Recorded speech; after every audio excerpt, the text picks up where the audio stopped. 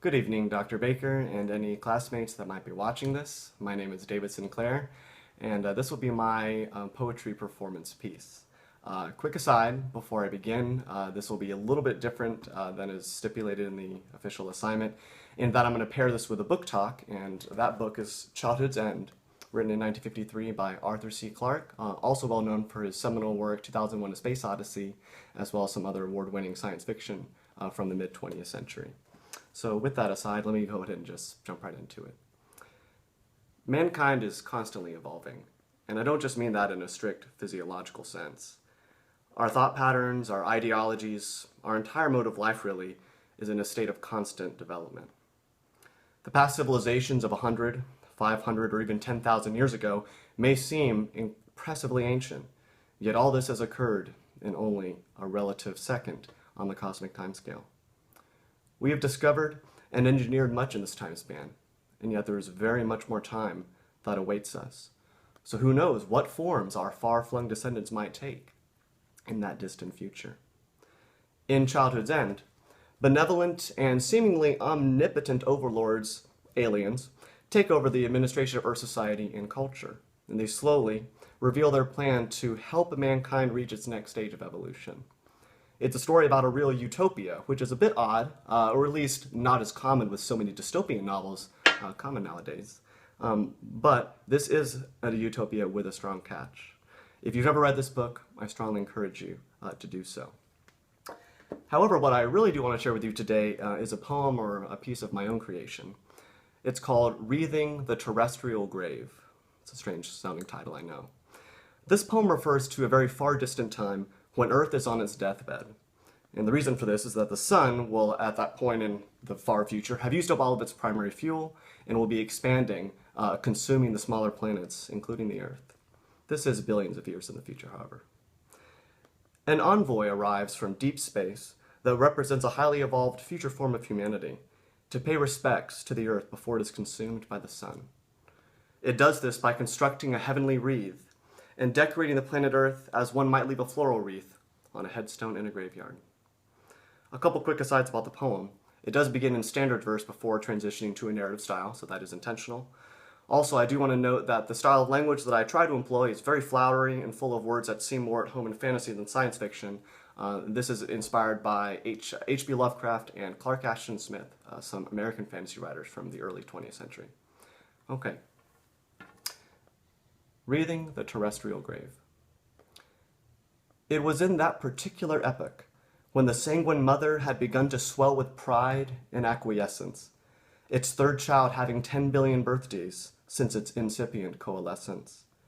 After Andromeda had married itself to the home galaxy, causing unnumbered stars to burst forth with luminous glee, then an envoy arrived to wreathe the terrestrial grave, which had yielded up its water by enforced evaporation, its carbon having devolved into states needing no procreation, clingier siblings being swallowed by their mother's fatal bloating, while the third turned not away from its desolate floating.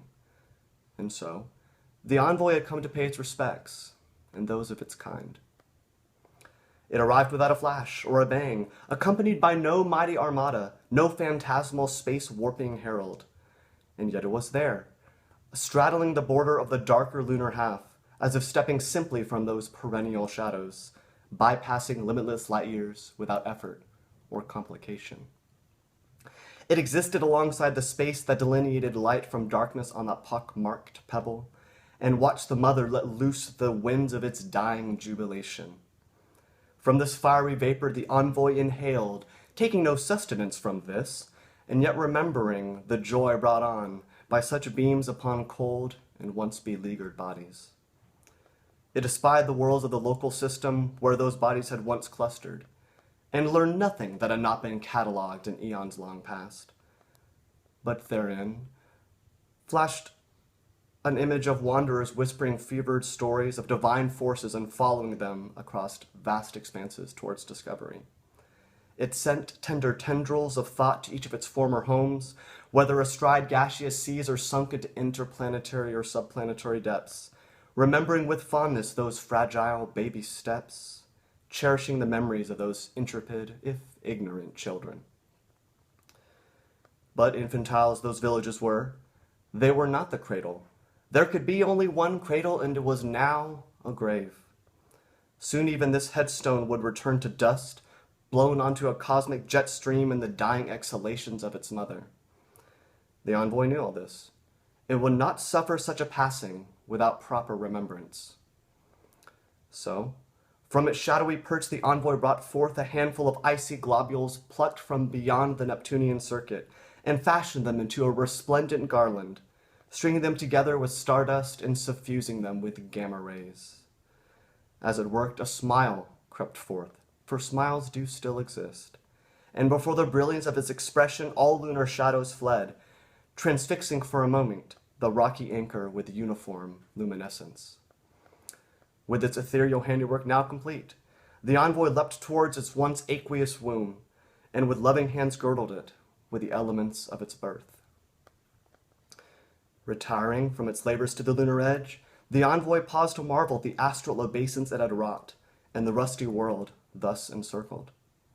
Then, having relayed to its fellows the consummation of its task, and having crystallized the memory thereof, it departed to rejoin them, dispersed as they were, amidst and betwixt the roving galaxies. Thank you for listening. I hope you've enjoyed this reading. Don't forget to check out Childhood's End, which not only is a book, but it is also going to be a 3-day miniseries debuting on Sci-Fi Channel on December 14th through 16th, so be sure to check out that rendition as well. Have a good evening.